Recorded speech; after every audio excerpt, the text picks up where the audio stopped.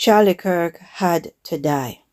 And I've never heard about him until they assassinated him, because that is what happened. He was assassinated, and that was a professional hit. They had to get rid of him because this man was too powerful and he was gaining too much grounds, especially with the young people, right? He was very powerful and he had a huge social media audience and he had the ear of the youths, right? So Charlie Kirk would have been a major thorn in the New World Order agenda, in the beast system that they are creating. So of course they got to get rid of him.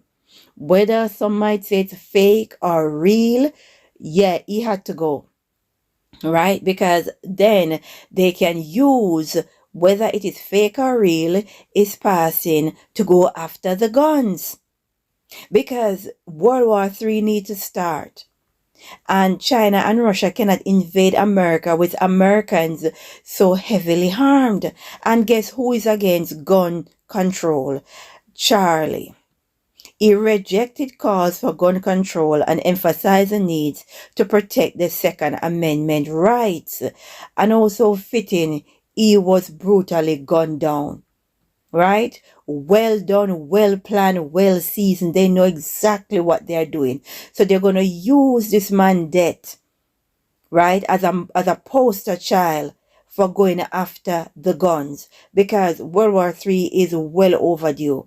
And let's face it, no matter how big and bad China and Russia is, they dare not invade America, because with practically every Americans being heavily harmed, and they know how to use it, that's a death sentence right there, right? So they need to get the guns. Now, this man spoke against just about everything that this world order is all about.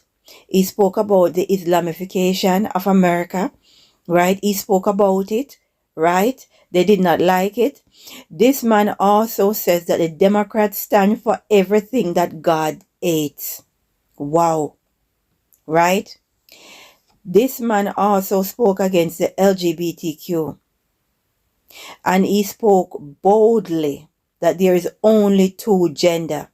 He opposed LGBTQ rights and publicly opposed same-sex marriage, and he stated that pride is a sin. This man had to die, right? So he spoke against Islam. He spoke against the LGBTQ community. He spoke against immigration. This man was just moving through. Charlie Kirk spoke against what happened in 2020. No, he has a X post or Twitter, and this is dated the 23rd of August 2021, and he says, how can a that according to Exos at a 42% efficacy rate in July get FDA approval? And he's talking about the free issue. So this man was asking question about what happened in 2020 and the free issue that they were giving out. In 2021, in August, he was asking questions. The rules of the game are very simple. White House staff isn't required to be the V word, but you and your children are. He had to die. He had to die. Right? This man was asking a lot of questions. He was against a lot of the B system policy. He was waking people up. He has a huge following on social media. He has the ear of the youths.